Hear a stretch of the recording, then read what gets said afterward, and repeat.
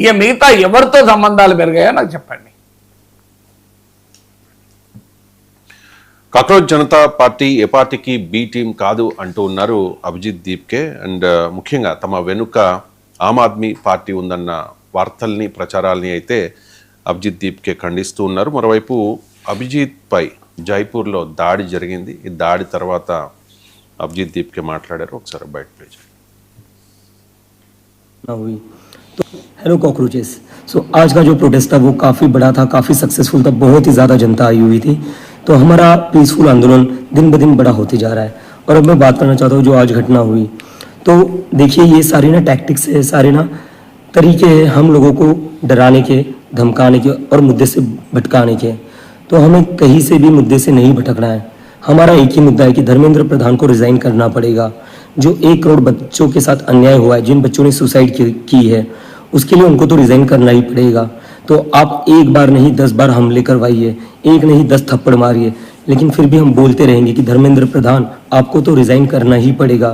तो कोई भी डिस्ट्रैक्ट नहीं होइए, अपने मुद्दे पर टिके रहिए। हमारा मुद्दा है Dharmendra Pradhan should resign and no बडी वो चाहे कितने भी हाथ उठा ले, हम अपनी तरफ से हाथ नहीं उठाएंगे। हमारी मूवमेंट पीसफुल है और हम इस मूवमेंट को पीस एंड लव के साथ ही आगे बढ़ाएंगे। And to the haters I want to say get well soon. Hello cockroaches. So आज का जो అంటే ఏ పార్టీకి బి టీం కాదు అంటూ ఉన్నారు. మరోవైపు ఆమ్ ఆద్మీ పార్టీ వెనుకుంది అభిజిత్ దీప్కే. అభిజిత్ దీప్కేకి గతంలో ఆప్లో పనిచేసిన అనుభవం ఉంది, వాళ్ళతో టచ్ ఉంది అనేది పెద్ద వాలంటీర్గా పనిచేశారు కనుక ఇప్పుడు దాని స్పోక్స్ పర్సన్ గతంలో ఆప్లో పనిచేశారు కనుక ఆ చర్చ జరుగుతుంది. ఆప్ వెనకాలంటే ఆప్తోనే పనిచేస్తారు కదా. ఆపే ఢిల్లీలో ఓడిపోయి పంజాబ్లో తీవ్రమైన ఛాలెంజ్ ఎదుర్కొంటుంటే ఏమైనా ఉంటే ఆ పాలిటిక్స్ కేజ్రీవాల్ స్టైల్ ఆఫ్ పాలిటిక్స్తో నిరాశ చెందిన వారు వేరే ప్రయత్నం చేస్తుంటారు. కానీ ఆపే చేయిస్తే అంత సీన్ ప్రాప్తుందా అనేది క్వశ్చన్. అలాగే ఇప్పుడు ఫిబ్రవరి 2027లో పంజాబ్ ఎన్నికలు ఉన్నాయి. కేజ్రీవాల్ దూకుడు గతంలో లాగా లేదు ఢిల్లీ ఓటమి తర్వాత. అందువల్ల ఆపే చేయాలనుకుంటే తన పార్టీ పేరిటే చేస్తుంది కదా, ఇంకెక్కువ మైలేజ్ వస్తుంది కదా ఆప్కు. సో ఇది అంటుంటారు. ఇప్పుడు ఆపనేందుకు ఆల్రెడీ విదేశీ కుట్ర ఉంది అన్నారు. సో మీకు దీని ఆయన అమెరికాలో చదువుకొని వచ్చాడు కనుక విదేశీ కుట్ర ఉంది అన్నారు. విచిత్రమైన మన దేశ ప్రధాని 100 సార్లు విదేశీ పర్యటనలు జరిపారనో గర్వంగా చెప్పుకుంటాం. కానీ విదేశాల్లో చదువుకొని వస్తే విదేశీ కుట్ర అంటాం. డబుల్ స్టాండర్డ్స్ ఇంత దారుణంగా ఉంటే ఎట్లా? సో ప్రైమ్ మినిస్టర్ విదేశాలకు పోతే మనం గర్వంగా చెప్తున్నప్పుడు మన బిడ్డలు విదేశాల్లో చదువుకొని వస్తే మనం దానికి ఎందుకు ఫీల్ కావాలి? దేశద్రోహులుగా ఎందుకు చూడాలి? ఇలా అనేక లక్షలాది మంది తెలుగు బిడ్డలు కూడా, మధ్యతరగతి బిడ్డలు ఇలా అమెరికాలో చదువుకుంటున్నారు, ఆస్ట్రేలియా చదువుకున్న వాళ్ళందరినీ దేశద్రోహులుగా ఎందుకు చూస్తారు? వాళ్ళు కూడా దేశభక్తితో బిడ్డలే కదా.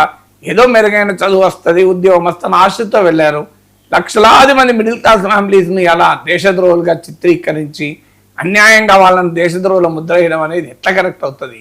ఏం ఫారెన్లో చదువుకున్నారు, మన ఎంఎస్సీ చదువుకుని పోయిన వాళ్ళంతా దేశద్రోహుల, అమెరికాలో ఉద్యోగం చేసే మన బిడ్డలంతా దేశద్రోహుల, వాళ్ళ తల్లిదండ్రులంతా దేశద్రోహుల, అన్యాయం కదా అది. అలా అంటే మిడిల్ క్లాస్ ఫ్యామిలీస్ అందరిని అవమానించడం కదా. అందువల్ల అలా అదైపోయింది, విదేశీ కుట్ర అయిపోయింది.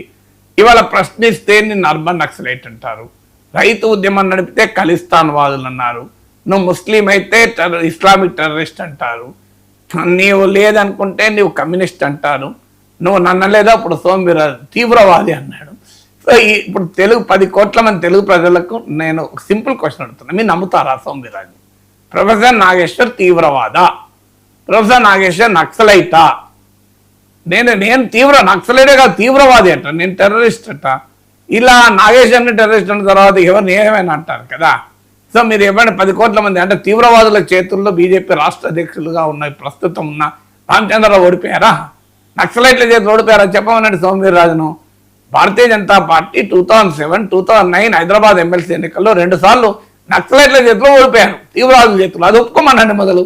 పోనీ కమ్యూనిస్టుల చేతిలో ఓడిపోయారు, అదన్నా ఒప్పుకోమనండి. మళ్ళీ అక్కడ ఒప్పుకోరు. ఒప్పుకోరు కదా, కమ్యూనిస్టుల చేతిలో బీజేపీ 2 సార్లు ఓడిపోయింది హైదరాబాద్లో. బీజేపీకి ఏం బలమే ఉన్నది అని ఎవరైనా అంటే ఒప్పుకుంటారా? నిజమే కదా, ఓడిపోయింది 2009లో. నాకు రామచంద్రరావుకి కదా డైరెక్ట్ ఫైట్, నేను గెలిచాను కదా. మరి అదన్నా ఒప్పుకోండి, కమ్యూనిస్టులు గెలిచారు హైదరాబాద్లో, మేము ఓడిపోయాం, మాకున్నంత బలం, మా బలంతో పోలిస్తే కమ్యూనిస్టుల బలం చాలా ఎక్కువ, మాకేం బలం ఉందండి అనండి బీజేపీ, నాకు అభ్యంతరం లేదు. సో అందువల్ల లేదంటే చైనా ఏజెంట్ అంటారు, పాకిస్తాన్ ఏజెంట్ అంటారు, లేదంటే హిందూ ద్రోహి అంటారు. అంటే ఎవరు ప్రశ్నించినా వారిని దేశద్రోహులుగా, హిందూ ద్రోహులుగా, విదేశీ కుట్రదారులుగా, ప్రతిపక్షాల ఏజెంట్లుగా నన్ను ఎన్ని పార్టీలో కలుపుతున్నారు కండవలేసి 10 పార్టీలతో కలిపారు ఇప్పటికీ.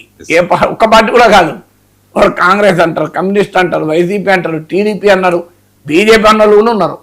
నడ్డా గారు మా ఇంటికి వచ్చిన సమయంలో ఈయన బీజేపీలో చేరిపోతున్నాడు, మల్కాజ్ నుంచి బీజేపీ ఎంపీ క్యాండిడేట్ కూడా అన్నాను. ఎన్ని అనలేదండి, ఇవన్నీ అంటూనే ఉంటారు. కానీ అంటే ఎందుకు డీలెజిటిమైజ్ చేయాలి? సో ఆ మాట్లాడిన కాక్రోచ్ ఉద్యమం యూత్లో నేను వెళ్ళొచ్చాను కూడా, చూశాను కూడా. మామూలు ఎనర్జీ లేదు అసలు, అమేజింగ్ ఎనర్జీ ఉంది యూత్లో. సో యూత్ బీజేపీకి, మోడీకి ఓటు వేసి గెలిపించిన వాళ్ళు. సో వాళ్ళే వాళ్ళ ప్రశ్నిస్తున్నారు ఎన్డీఏను. సో అందువల్ల ఎన్డీఏ ఎక్కడ పోయినా వాళ్ళకి భయపడుతున్నది ఏంటంటే ఈ యూత్ పవర్. సో ఈ 21% ఉంటారు బిలో 29 ఇయర్స్ వాళ్ళు ఇండియాలో. ఆ 21% ఆఫ్ ఓటింగ్ కనుక గల్లంత అయితే ఎన్డీఏ అధికారంలోకి రావడమే కష్టమవుతుంది. ఆ భయం పట్టుకున్నది కనుక ఈ దాడులు జరుగుతున్నాయి, ఈ భయంకరమైన ప్రచారం జరుగుతుంది. ఎప్పుడైనా గుర్తుపెట్టుకోండి రవిశంకర్, మన పైన దాడి జరుగుతుంది అంటే మన ప్రభావం చాలా ఎక్కువ ఉందని. ప్రభావం లేకపోతే ఎందుకు దాడి చేస్తారు ఎవడన్నా? అవసరమే లేదు కదా. దాడే లేకపోతే ఇప్పుడు 10-15 రోజులు ఆంధ్రప్రదేశ్లో మేరేది ఏమీ లేదు, నా చుట్టూ జరిగింది కదా. అంటే నా ప్రభావం లేకపోతే ఎందుకు పట్టించుకుంటాను? నన్ను ఎవరు రాజస్థాన్లో పట్టించుకుంటారా, నన్ను మధ్యప్రదేశ్లో పట్టించుకుంటారా, తమిళనాడులో, కర్ణాటకలో నన్ను ఎవడో పట్టించుకున్నాడా? ఎందుకు ఇక్కడే పట్టించుకుంటానంటే ఇక్కడ ప్రభావం ఉందనే పట్టించుకుంటున్నారు, లేదా ఎందుకు పట్టించుకుంటారు? So we should feel happy. Abhijit Deep కూడా హ్యాపీ ఫీల్ కావాలి. ఆయన ప్రభావం చాలా ఎక్కువ ఉంది కనుక ఆయన కొడుతున్నారు, ఆయన జైలు ఎత్తారని అంటున్నారు, ఆయన విదేశ ద్రోహి అంటున్నారు, ఆయన బీ టీమ్ అంటున్నారు. సో ఈ షుడ్ బి హ్యాపీ. ఎప్పుడు కూడా మన ఇంపాక్ట్ ఎంత ఎక్కువ ఉంటే అంత ఇతరులు భయపడతారు కదా. భయపడితేనే కదా మన మీద పట్టుకునేది. తమిళ అన్నా డిఎంకేలు నన్ను ఏమైనా తిట్టినరా? విజయ్ టీవీకేలు నన్ను ఏమన్నా అన్నారా చెప్పండి మీరు? అనలేక కర్ణాటక బీజేపీ ఏమన్నా అన్నదా? కర్ణాటక కాంగ్రెస్ ఏమన్నా అన్నదా? ఎవరు ఎందుకంటలేరు? వాళ్ళు ఎందుకంటలేరు? వీళ్ళు ఇక్కడే ఎందుకంటారు? ఇక్కడ ప్రభావం ఉంది. So we should feel happy కదా, నా ప్రభావం ఇంతుంది అని. Right sir, thank you so much sir. చాలా అంశాలకు సంబంధించి చాలా డీటెయిల్డ్గా, ఇన్డెప్త్గా విశ్లేషణ అందించినందుకు. ఇది ఇవాల్టి